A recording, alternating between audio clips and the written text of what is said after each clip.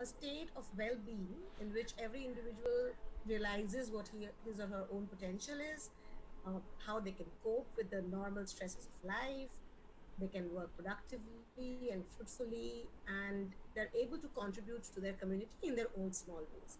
So when we're able to do all of this, it actually shows that we're kind of okay, we're there, right? When we're kind of in this state.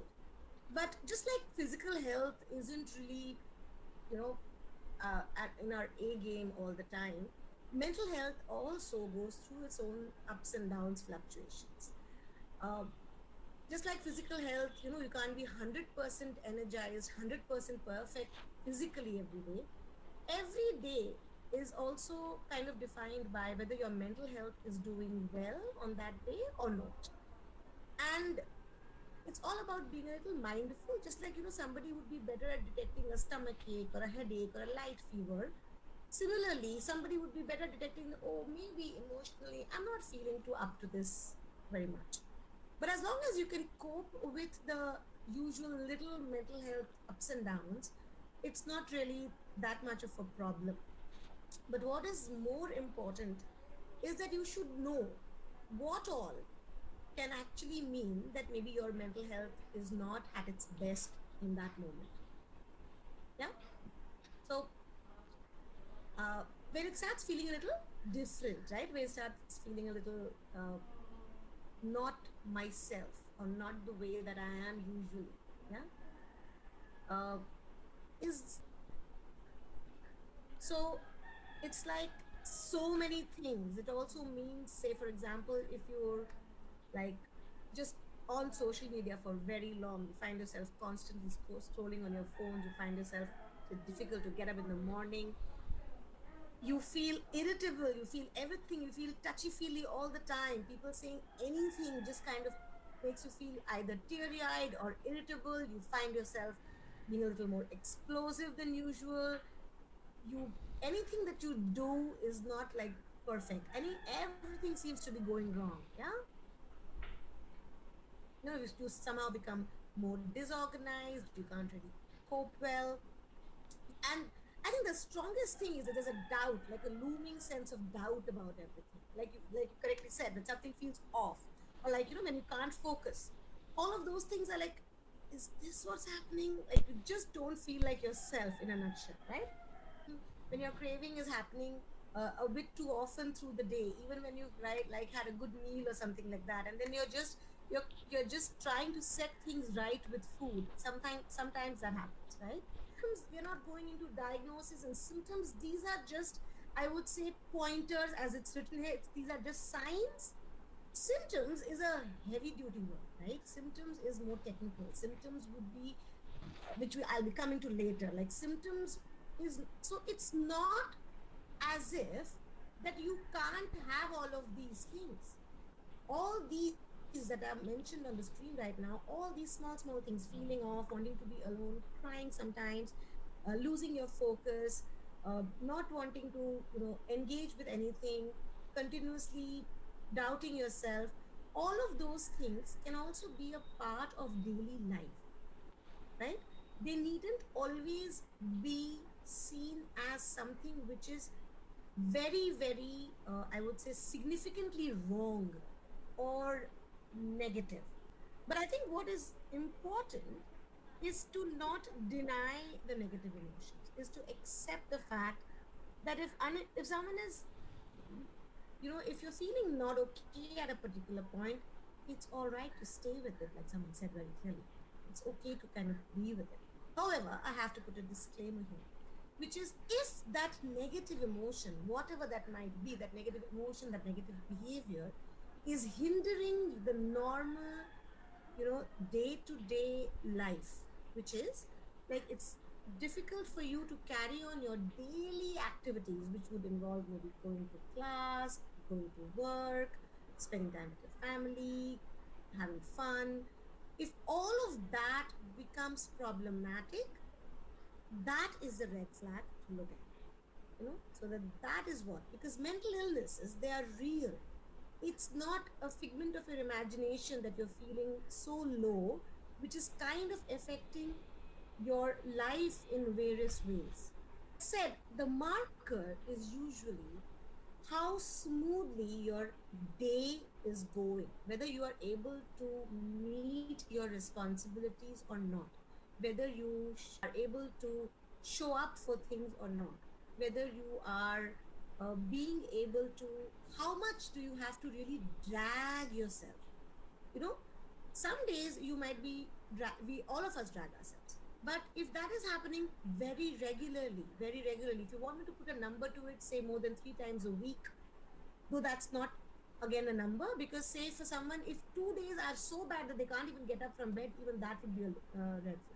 So I'm just saying that if someone is having to drag themselves to work, or drag themselves to whatever responsibilities that could be housework, right? That could be something like, if you're supposed to say, you know, go pick up something or go drop something, and you're not able to do those things, or if you're not able to meet your responsibilities, that is when, you know, you really need to understand that this is more than just introspection, or this is more than just a low feeling, which we can all have, and we're all allowed to have, because there are certain things which society kind of makes normative, and one of that is extroversion, meeting people, talking a lot. That's kind of considered to be all right. And the other side, the flip side, where somebody just wants to be with themselves, even if they're in a group or a gathering, they would rather be quiet, or they would rather sit by themselves, and that is kind of looked at to be problematic. Whereas, to be very honest, either of the positions could be happening with someone who is not in great mental spirits. So if you need some time off, and if you need to be with yourself, and if that's the way you calm yourself, that's fantastic, because then you recognize your need, which is what is more important. You recognize what you need for yourself, and that's okay, even if, like I said, society doesn't think so. Which is why, more often than not, people who have an exuberant nature, who are all happy and all the time chirpy, are the ones whom people who actually, other people around them are unable to help sometimes, because it becomes so important for them to put that facade, right? To put that facade of being all happy, because that's how they're supposed to be, that they can't reach out for help. And because we have this norm in our head that, okay, if you're mixing around, feeling all great and all of that, then that's all fine, then no. So then that again becomes problematic. Kind of like, there was this nice social experiment. I'll just quickly tell you. So you must have read it. These are all over the WhatsApp and all over the social media, but it kind of stays with me a long time. Is that this professor walks into a class and tells the students that, you know, I need a volunteer, and the student is called up on the stage, and then he hands this person a glass of water and says, hold this, and this person's holding the glass of water, and then uh, so then the person keeps holding it, and then he says, asks the professor, how long? So she's like, it's okay, just keep holding it, it's fine, go ahead. So he keeps holding it, and then he's like, after that, um, the professor asks, so how heavy do you think is this glass? So he says, like, in 2 minutes time, he says about maybe 50 grams or 100 grams maybe. And then he says, okay, keep holding it. And then say in 10, 15 minutes, the person is like, what's wrong? The student says, oh, you know what, this feels really heavy. Why, I'm not being able to hold on to it anymore.